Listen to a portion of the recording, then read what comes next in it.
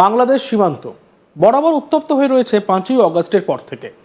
হাসিনা দেশ ছাড়ার পর বিশেষ করে বাংলাদেশে অশান্তির আবহ এবং ইউনূস তো ব্যর্থ সে অশান্তি সামলাতে।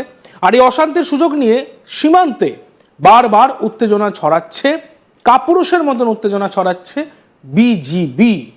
কেন কাপুরুষ বলছি? তার কারণ বিজিবি তারা নিজের সম্মুখে না এসে গ্রামবাসীদের কখনো এগিয়ে দিচ্ছে, কখনো চোরা চালানকারী যারা তাদেরকে পিছন থেকে মদত দিয়ে এগিয়ে দিচ্ছে। যেন তেন প্রকারেণ ভারতের সীমান্তে প্রবেশ করো, ভারতবাসী যারা শান্তিতে বাস করে তাদের সঙ্গে খারাপ ব্যবহার করো, তাদের অত্যাচার করো, তাদের শান্তি নষ্ট করো এবং বিএসএফকে ব্যতিব্যস্ত করে তোলো, যে কোনোভাবে বিএসএফকে হার্ম করো। কিন্তু বিএসএফ ছেড়ে কথা বলে না।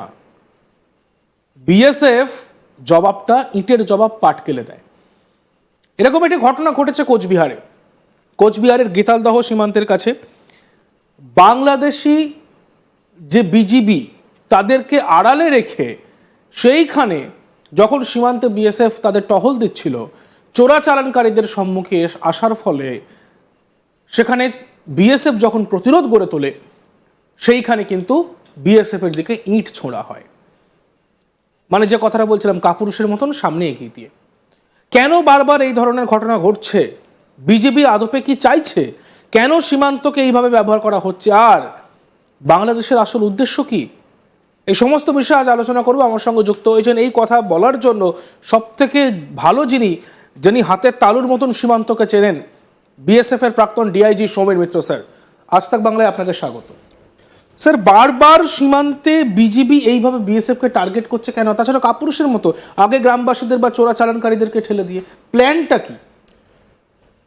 প্ল্যানটা একটাই, যে যতটা হ্যারাসমেন্ট সম্ভব বিএসএফের সঙ্গে সেই ব্যবহারটা তারা করতে চাইছে।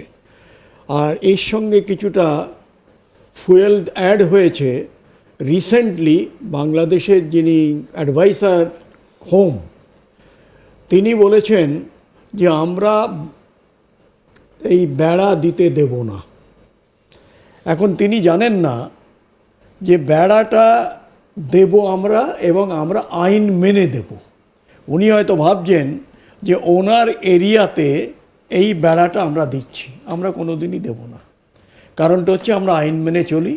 এবং আজকে যে দুজন নেতা এবং নেত্রীর, তাদের ছাড়া যে বাংলাদেশ স্বাধীন হতো না কোনো দিন, তাদের স্মৃতিকে আমরা সম্মান করি। এবং তারা যে নির্দেশগুলো দিয়ে গেছেন অত্যন্ত প্র্যাকটিক্যাল। এবং দুই দেশের মধ্যে যদি আমরা ভালোভাবে করতে চাই, বাঁচাতে চাই যারা আমাদের রয়েছেন, যে গ্রামবাসীরা, কারণ আমরা রয়েছি কেন ওখানে? আমরা রয়েছি এই জন্যে যে ওখানে আমাদের লোকেরা আছেন। আমরা রয়েছি এই জন্যে যাতে কোনো রকমভাবে ক্রাইম না হয় বর্ডারে। আমরা রয়েছি এখানে যেন কোনো অন্যায় না করা হয় এই গ্রামবাসীদের ওপরে, যেটা বিএসএফ আমরা করি না, করতে দেব না। যারা করেছে তাদের চরমতম আমরা শাস্তি দিয়েছি, যেটা লয়ের মধ্যে আছে। সুতরাং এরা চাইছে যে কোনো মতেই একটা বাংলাদেশের যে একটা পরিবেশ, এই পরিবেশটাকে আরও বেশি উত্তপ্ত করতে। দুটো ইট পাটলে আমাদের কিচ্ছু হবে না, আমরা ইগনোর করব। কিন্তু তা যদি মনে করে যে ইট মারলাম আর বা আমাদের বিএসএফ দৌড় মারলো, সেটা কিন্তু একেবারেই ভুল। আমরা কোনো দিন পিঠ দেখাইনি। গুলি আমাদের লাগলে এখানে লাগবে, পিঠে লাগবে না। একদম সেই জায়গাটা কিন্তু তারা মনে রাখবার চেষ্টা করবেন। এবং সেই জায়গায় এই যে দিনহাটার কথাটা বলছো, দিনহাটাটা হচ্ছে অত্যন্ত একটা যে কোনো জায়গা, মানে সাবডিভিশনের মধ্যে ওটা কিন্তু একটা বর্ধিষ্ণু জায়গা। এবং ওখানে পার হলেই তুমি সীতাই পাচ্ছ, এই একটা আর ওইখানে যদি তুমি ক্রস করে যাও মেকলিগঞ্জ চলে আসছে। সুতরাং এই জায়গায় ইন্টারকানেক্টেড রয়েছে। এবং এই যে ভদ্রলোক যিনি করেছেন আমাদের এখন এই তদারকি সরকারে, তিনি মানে হোমটা দেখছেন, তিনি বলেছেন যে আগের শব্দ আমরা করব না, এইবার একটা অন্য দেখবে যখন আমাদের এই বর্ডার মিটিংটা হয়।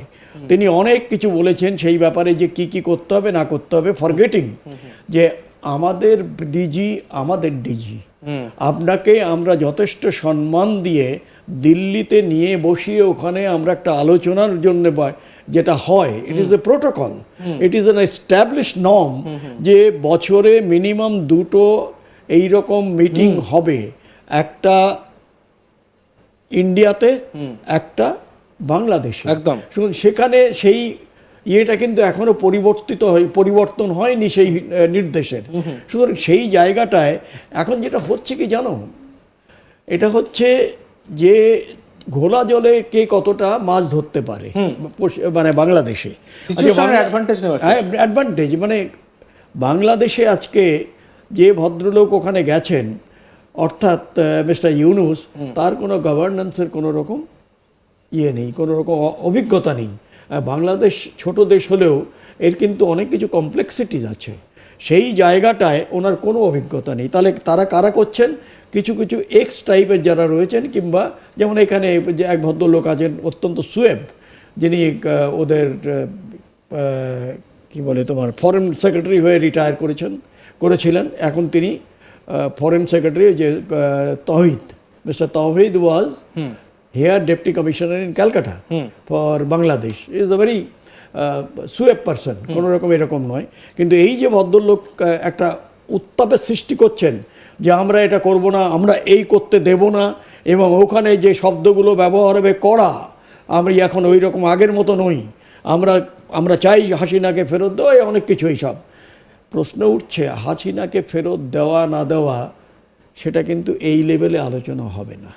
প্রথম কথা এটা হচ্ছে আমাদের বর্ডারটাকে আমরা যাতে ভালোভাবে রাখতে পারি, দুই তরফের একসঙ্গে হয়ে, কেন এমটা কি, to give security, peace to the people living along the border, particularly ahead of barbed wire fencing. Sir, এই বিষয়টা নিয়ে তো আমরা আলোচনা করব, মানে পরবর্তীকালে বিজিবি আর বিএসএফ এর মিটিংটা নিয়ে আমরা আলোচনা করব। কিন্তু যে বিষয়টা আপনার সঙ্গে আমি মানে যে প্রশ্নটা রাখতে চলেছি, সেই প্রশ্নটি হলো যে বারবার একটা চরিত্র দেখা যাচ্ছে, মানে ভারতীয় সেনার তো একটা চরিত্র আছে, ভারতীয় আর্ম ফোর্সের একটা চরিত্র আছে, বিএসএফ এর একটা চরিত্র আছে।